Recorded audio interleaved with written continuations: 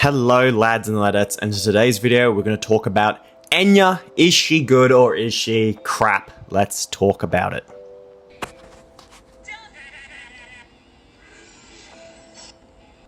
As always, before we can actually rate the character, we have to talk about Enya, her abilities, what she's good at, what she's not. So let's go into it. I'm running the inbound Allegiance skin. I don't have the Forever Young one. I definitely prefer that over her normal skin, so I'm going to keep running this one today. But Enya is, as we see here, Assist and Healing Revive. She is by far the best, maybe not to Gyro, but probably the best revive person in the game. I think probably outshines Gyro, but Gyro just does a lot of different things and better things. With her first ability, her rage skill as always, Enya unleashes her stand with the absorbed life power. Heals all allies by 100% Enya's attack, grants corpse power to lowest HP ally for 3 rounds. This gets improved to when you get to 10 stars. It is 142% attack healing, and then 3 corpse power targets plus 10% attack to top 3 attack allies for your team. So you're healing your lowest allies, but then also grant the top 3 attack allies for 2 rounds, which is good. 3 corpse targets, and then you get plus 10% attack to top 3 allies. Sorry, let me confirm that. What is Corpse Power? This is sort of her main kit and what revolves around it. Revive with 400% caster attack HP upon death. Does not work on summon targets, last 3 rounds. So summon targets, for example, are like High Priestess or Poochie's clone that he puts into the battlefield. So with this, it basically, what happens is that, I have videos of showing it, but like, can I show it here? Does this, please say this shows it. No, why would it? Okay, this is just the most useless showing of abilities. Anyways, when she uses a rage skill, whoever gets targeted with the corpse power, when they die, they just simply get revived. So it's really, really good, and it lasts for 3 rounds here, which is awesome, right? Because you're there chilling, all of a sudden someone dies, or your tank, for example, dies, or they're back alive, they tank just enough for the rage skill to go off again, or you heal them up, yada, yada, yada, and it just is super helpful. Her next one, Mortal Wound. Basic attack turns into 45% attack, heal for lowest ally. So she doesn't actually attack. She only attacks when she dies. I believe that's what triggers it the most. When she dies and comes back to life, she will start attacking people and won't heal. When she doesn't attack normally. So this is what she does. She just heals someone with a lot to gives them a lot of HP back. Also, chance to grant death power for 4 rounds, and then a chance to dispel 1 debuff from the target. At max, it's 85% attack healing, 60% chance to grant death power, which is 5% damage dealt, plus 5% damage reduction for 4 rounds, max 8 stacks, which can go up to 20%, I believe, maxed. And then has a 100% chance to dispel 1 buff. So that is at 11 stars there. 12 and 13 stars, this is just the normal control buff. Plus 45% HP, plus 25% attack, which just boosts her overall healing as well. It's not just like her actual attack. And then plus 20% healing effect as well. Normal stuff there, nothing too crazy. Last one, Evil Loyalty. A lot of the hermit characters have death abilities. For example, Dio, and that's it. Not who else actually has on-death abilities? Let's go to gallery here. Dio has one. Funny doesn't. He has a low HP one. Diavolo has a low HP one. Cars doesn't. Risotto. I take that back. Oh, Diego has a revive. I take that all back. I was silly. I know. I only said that because GE has a on-death ability. Let's go back to Enya. Where is Enya? There we are. Basically, when she dies, gives plus a HP to everyone and grants corpse power upon death, max once per battle. So if she dies and revives, because she can give it to herself, if she dies, she can revive herself.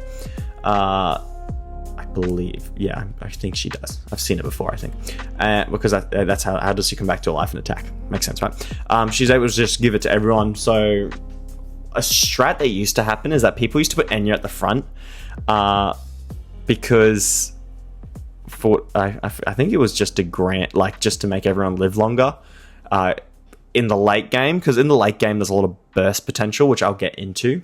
But this was basically just grants it to everyone. So if she dies randomly or dies early, or Johnny snipes her or something like that, you can still get value from her technically.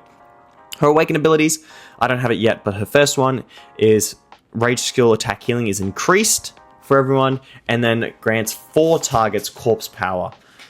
And cannot be dispelled as well, which is the big one there.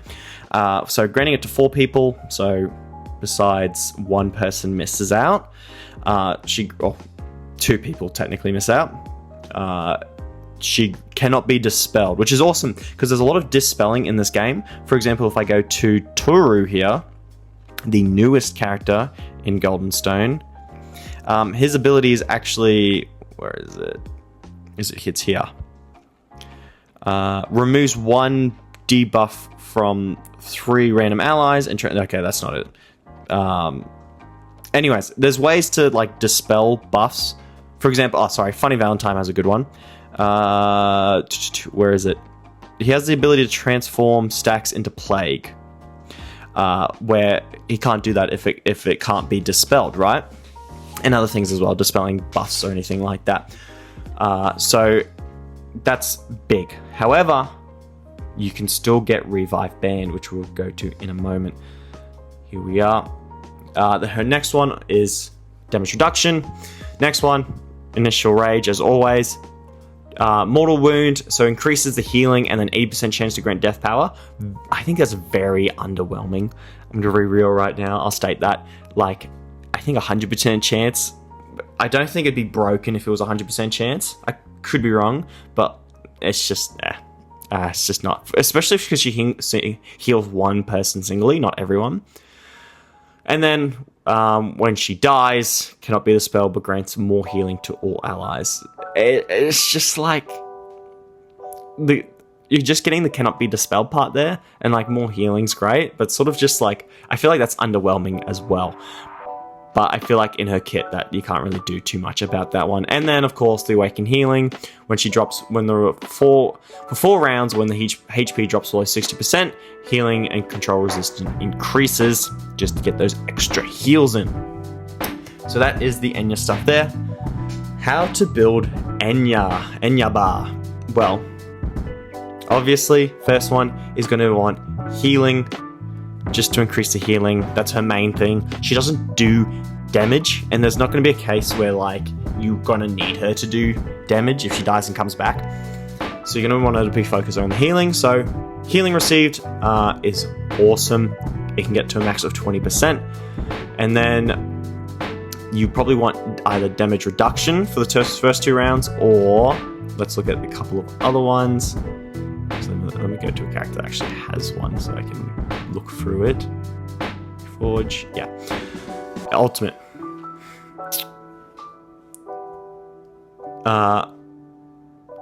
You want to do probably agility to dodge but also take less damage. Just try to keep her alive as much as you can. Another one you could do is rebirth.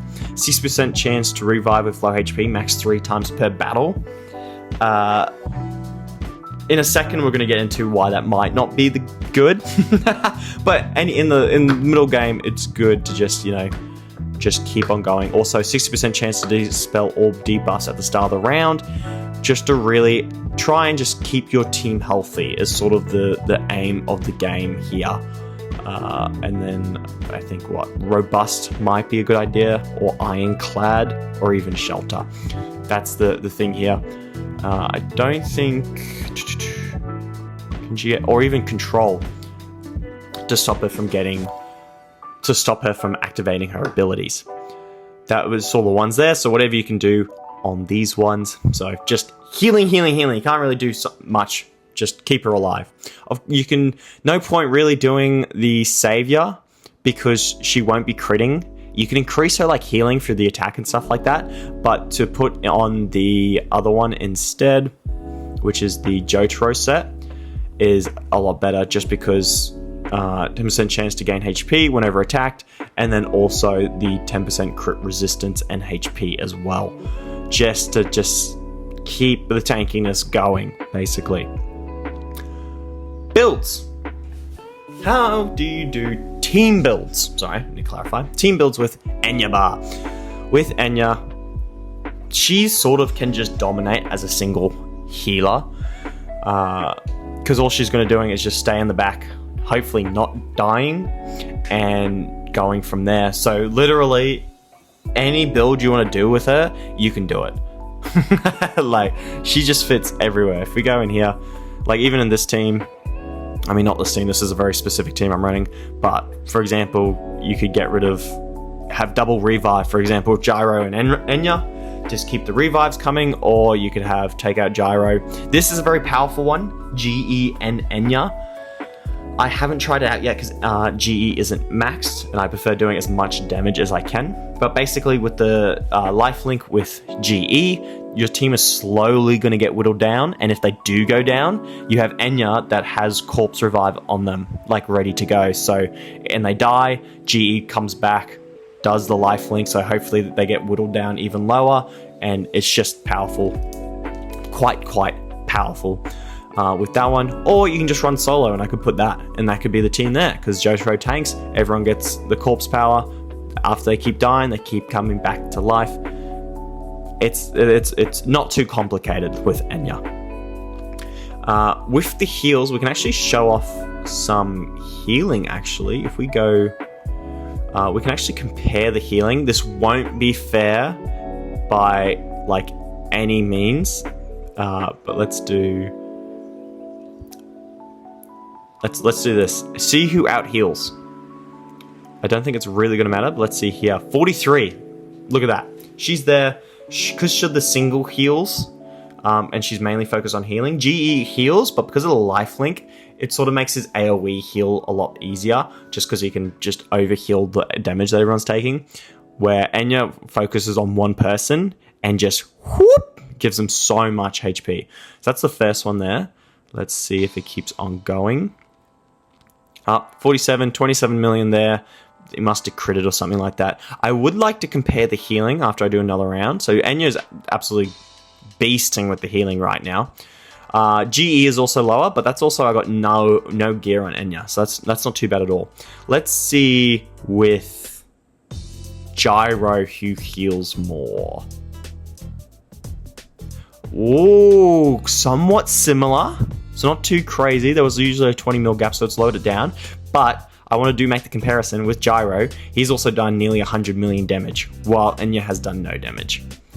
Nearly doing able the same healing on that one. Let's try that again. I love it when there's like these challenges, because I really like to test stuff. Look, oh, you see that time around? Gyro did get more healing. Generally, Enya did beat GE on healing, but Gyro did heal more in this instance. And now I'm not saying that Enya is better than GE, but just for the situation. And then once again, oh, he is absolutely stomping right now. Oh, there we go. That was a change there. I wonder what happened there. 121 million damage, 16 million healing. Crazy. I think what's happening here is because Gyro's probably giving everyone over healing, and so Enya's not able to do as much healing as she wants. And then let's see what happens when we take Enya out and just do my normal team comp here. How is the healing numbers going? Wowzers. I think what's happening here is because of the lifelinks kicking off, we're actually able to do even more healing than usual, because everyone's taking damage, so everyone's able to get topped up. So I don't think that's a very fair analysis, but just to show off the healing numbers there for that one. Now, the rating. What would TNT rate Enya? Look, she's really good. It's as simple as that. I've upgraded the best characters basically in the game, so that's one of the things there. Enya is really good. Her from beginning to, I don't want to say late game, I want to say mid game, because I feel like not like late game, but somewhat late game can work. Very good. right? Healing constantly, like you're not out bursting anyone, maybe besides like a Johnny, maybe crits accidentally and absolutely wipes your team. But other than that, people are going to die, she's going to keep reviving it, and on the other hand, you're going to be also versing an Enya as well. And it's really, really annoying because she keeps reviving people until finally she dies, and then you're like, oh, let me kill everyone. Oh, wait. Then what happens there? Everyone then gets revived one last time, and it just, If you've ever done the Nepal station and go to Stardust Crusaders, some of the ones here have been so annoying because they've had like a Kars and Enya, and like I don't think it's like the best combo, but sometimes like I know it's going to be a long fight if they have a GE and a Kars, or like an Enya and a Kars, and I go, oh gosh, you just got to take her out as quickly as you can. Johnny's really good at doing that, and then you can sort of, that doesn't as slow the game as much from there. But she does have one big flaw, and that's why I'm not putting her at late game. One of the things is that a lot of characters have revive in this game. For example, GER, his whole ability, this one, is that he revives everyone on the team. Josuke revives people, even like people like Dio, like Vamp Dio has a revive in his kit. If I go, not there, here, he's able to revive once per battle. Stuff like that. Also, the rebirth ability I was talking about before, has a 60% chance to revive max 3 times per battle. When people have these ones maxed out and they actually become viable instead of like a 14% chance to revive, when it comes to like a 14 to a 60% chance. The ability Assault, where is it? Here. This ability here, Annihilate, is very useful. 30% chance to ban target revive for 4 rounds after an attack, and plus 20% damage to them. When you're versing like an Enya, because a lot of teams will run Enya, this is so good because it doesn't dispel them. Like it can't, the ability once they're awakened can't be dispelled, but this still bans the revive. It also bans GER, which a lot of people are running as an assist, and any other revives that are happening there. So, for example, Enya does her ability, but you do the, you put Annihilate on them, and then all of a sudden her kit becomes wasted or becomes useless in that sense. Still healing and stuff like that, but her main ability is revive. So if you just stop that revive, what is she gonna do? She can't do anything. She has some buffing potential, but useless in that case. And she also does an attack, which doesn't really matter because she has a very powerful kit. But one of the things there is that I agree, I didn't glaze GE whatsoever. I never used him. I was an Enya glazer, but now, in my findings and in my teams, and especially being so late into the game now, GE is a lot better. There is a lot more bursting, and there is a lot more revive and stuff like that. If I go to rankings, just to show it off, like the top person in my one here, not you, would you have, there you go, 40% chance to ban revive for 4 rounds after attack. Like, all these ones are going to be like super good.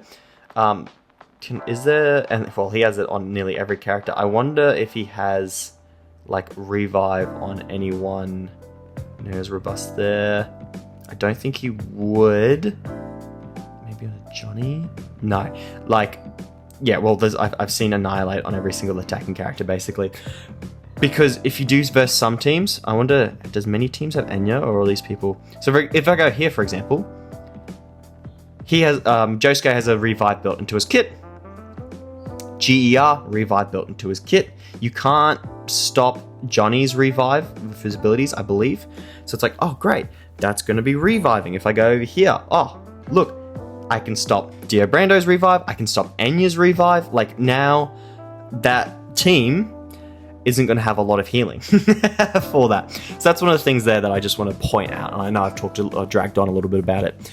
But with that, and especially like, but it's maybe not consistent. Well, if you have everyone doing it, pretty much, and then they're also going to be taking more damage as well, the more you're proccing it, then revive is just somewhat useless. So that's why I reckon GE is just a lot a lot better, because with his lifelink, one of the things that I found, for example, for example, I wonder if I can show it off. If I can show it off. So if I put you at the front and I put you on, this isn't how I should set up the team, but I think this very much shows it. If you're versing someone with a lot higher power, for example, they're going to be bursting you like crazy. So for example, if I go to rankings and I actually fight this person, I'm just going to get wiped out. Like that is just going to absolutely destroy me there, right? It didn't actually do as much as I thought, because we have shields and stuff on as I thought. But if you're doing, for example, like Dio's mana and stuff like that, you're just going to get domed. I've had it where Heaven's Door, they do so much damage that they literally wipe out characters. For example, character's already dead there. Enya's not going to be able to do anything there. Unless Enya died and was able to revive everyone. Oh, I'm sorry, okay, Funny Valentine came back. I don't know why he was glitched off the screen there, for example. Oh, great. Jotaro dead. Enya wasn't able to do anything. One of the things here is that there's a lot of bursting. And yes, he is significantly higher with me, but when you have crit and stuff like that, you do so much more and extra damage that you need the lifelink to actually go off so you can live longer. And I'll be talking a lot more when I finally get GE up, but I'm a GE Glazer. I think Enya is second best healer in the game. I haven't seen much of Toru and what he can do. I'm sure he has great healing, but compared to like Gyro, who can actually revive and stuff like that as well, I haven't got Gyro maxed as well, so we'll see if he will take the reign there. But for example, the team I'm running here, GE, just for sustainability, living, and also the buff did grant 20% attack and crit rate for 2 rounds. Gyro does healing and revives and also does damage. I prefer that over Enya's healing, because the amount of times that I have just rolled people, like just stops because this game is somewhat RNG, is crazy. Like, it's actually pretty funny. So still, I reckon S, A, S, wherever you put GE, put her below it. Basically, if you put GESS, which I think GE is SS, I'd put Enya S. If I put GES, which I wouldn't, I'd put him freaking triple S. I would put her underneath. So yeah, that is Enya. She is good. Do recommend getting her, because from beginning to mid game. But basically, once you're able to awaken GE, so get him to 10 stars and awaken him to this, where he's able to lifelink everyone, not just 4 people. The HP also restoration is insane. His healing's really, really good. And so after that, I wouldn't get Enya any higher, which is a bit rough, because like early game you can get like 1 or 2 copies of Enya, and then like once you get to mid game, you sort of snowballs from there for some of the characters you want to use. But yeah, definitely Enya Ba. I would recommend her. I would okay, I've got to clarify this. I would get GE over Enya any day of the week. If you're like starting out and going, who should I pick? Get GE. But Enya is still really, really good. Don't be upset. That's how I'm going to end this video. I hope it's not mysterious or like confusing whatsoever. I hope you all enjoyed, and I'll see you all next week. See yous.